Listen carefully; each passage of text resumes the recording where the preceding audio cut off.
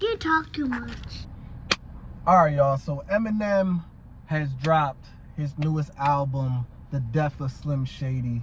I'm going to be very honest. I've never been the biggest Eminem fan. I've always respected him. He's a legend. Always respected his music. And I have certain songs that I love. But I wouldn't say I'm like a die-hard Eminem fan. You know what I'm saying? So I'm not going to lie. Going into this, I know he's a little bit older now. I went into it thinking I wasn't going to like it. But man, let me tell y'all something. When I was listening to this, I felt like I was back in the early 2000s listening to Eminem. Like, he jumped right back in that Slim Shady bag, and I was blown away. Honestly, I was blown away by this album because I didn't have high expectations, and it just blew my expectations out the water. So first I'm going to get into the tracks that I like and why I like the tracks I like, and then I'm going to, rank the album as a whole. So first off, Habits. Love that track, man. I think that is a classic Eminem type record. He literally sounds like early 2000s Eminem. And I think, what he did with this album, I think that was so special was just how he played off the Slim Shady versus Marshall type of thing. And just conceptually, so off the rip with Habits, I thought it was just classic Eminem, classic Slim Shady, loved it. Trouble. Now, when I heard Trouble, I'm like, okay, he is really coming at like society issues and society, cancel culture, everything like that, this new generation.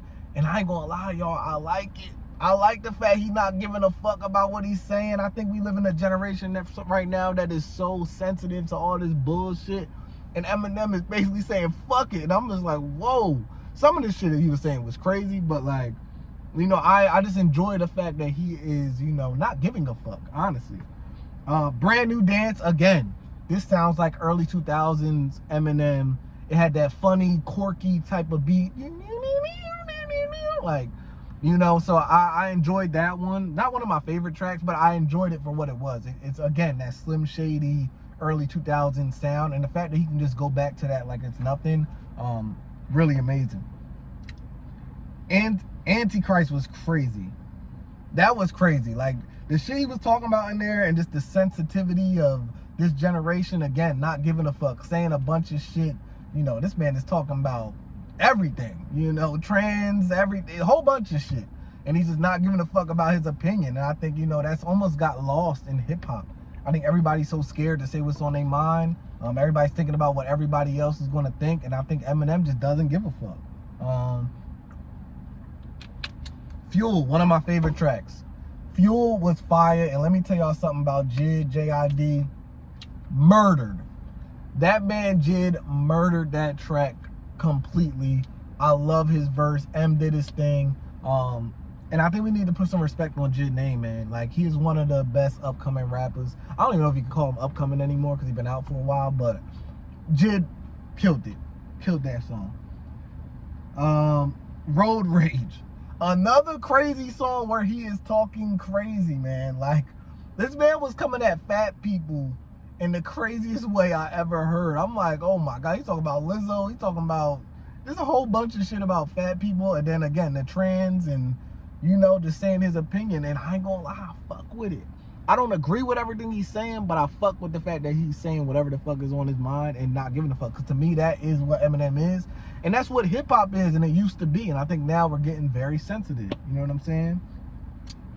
And then probably another one of my favorite songs, Temporary, where he's talking to his daughter, Haley, after he dies. Man, that one hit home. I lost my father at a young age, so just hearing that, it did something to me. It struck something in me, in my heart, and I'm just like, man, like, because his daughter might really grow up and listen to that song after he dies. You know what I'm saying? So I just thought that, the concept of that was just super dope as fuck. So let's get into the overall album, what I ranked this overall album. Let's start with the lyrics. Lyrics, I give it a 7. I give it a 7 because, it's Eminem. Lyrically, he's always going to be good with the metaphors and everything like that. But I think some of the shit, like, he was coming off so so blunt and so hard about certain things that some of it was a little corny. It's like some things like, all right, like you're trying to say this, that. You're trying to strike a like shock factor with some shit you saying, which again is always Eminem, and that's why I always say he's not my favorite rapper, but I respect him for the GOAT that he is. So I give lyrics a 7. Okay, give lyrics a 7. Creativity, I give it a 9. I think that is where this album is the strength. I mean, the creativity, the concept, the, you know, going back and forth between Slim Shady to Marshall and like all the skits in between. And, you know, at the end of the day, I think the whole concept is really these thoughts that he's having. It's like he's battling with himself.